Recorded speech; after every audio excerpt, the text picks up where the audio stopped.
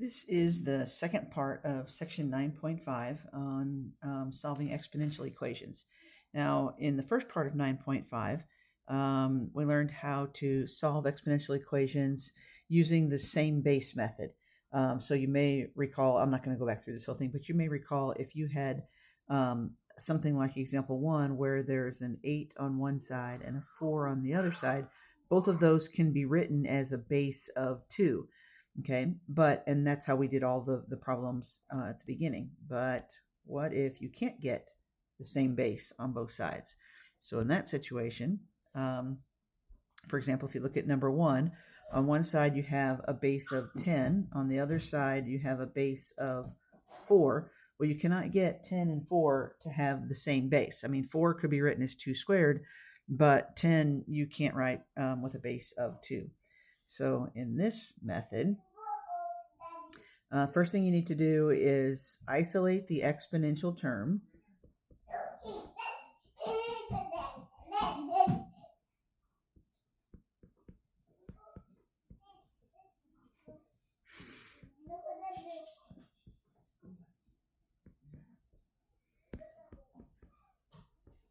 So get the exponential term by itself. Whatever term has an exponent, that needs to be by itself.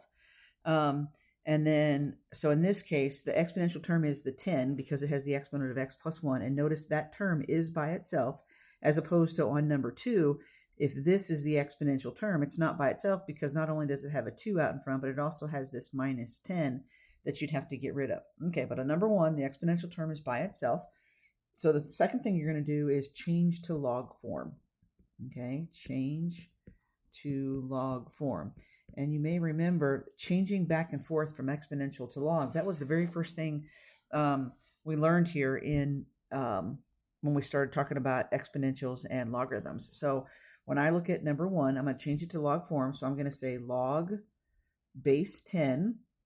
Remember, it's log base 10 of the answer, so log base 10 of 4, and then remember the logarithm always equals the exponent. Well, that x plus 1 is the exponent. So we've changed it to exponential form. And then we've changed it to log form. And once you've changed it to log form, then you are ready to solve for x. Now, solving for x means I want to get this x by itself. Now, if this were a situation where we're going to use a calculator, I could go to my calculator and figure out what the value of log base 10 of 4 is, but we're not going to do that. It's some number. For all we know, it equals 1.5. It doesn't matter. Okay, if I want to solve for x, that means I want to get the x by itself, which means all I need to do is subtract that 1 from the other side. So x is going to equal whatever log base 10 of 4 minus 1 is. Now, make sure you realize there's nothing you can do to that. You can't combine the 4 and the 1 and say log base 10 of 3 because the 1 is not inside the logarithm and the 4 is inside the logarithm. There's kind of, not that you have to write it, but there's kind of like this implied parenthesis. Either you could say around the log or you could say around the 4. However you want to look at it, the minus 1 is out at the end. Okay, so we have solved for x. So look at number 2. Remember we said start by getting the exponential term by itself. So first I'm going to add 10. That's going to take me to 14. Then I'm going to divide by 2. That's going to take me to 7. And so all I have left on the left side is 5 to the 3x equals 7. Now, you can have that 5 in a parenthesis or you don't have to have it in a parenthesis once it's by itself. Okay, so I've isolated the exponential term. So I'm ready to change it to log form. So I'm going to say log base 5, remember, of the answer equals the exponent, which is 3x.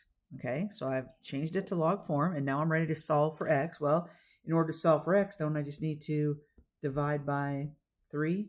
So x is going to equal whatever log base 5 of 7 divided by 3 is. Again, I mean, I could put that in my calculator to come up with a decimal answer, but I don't care.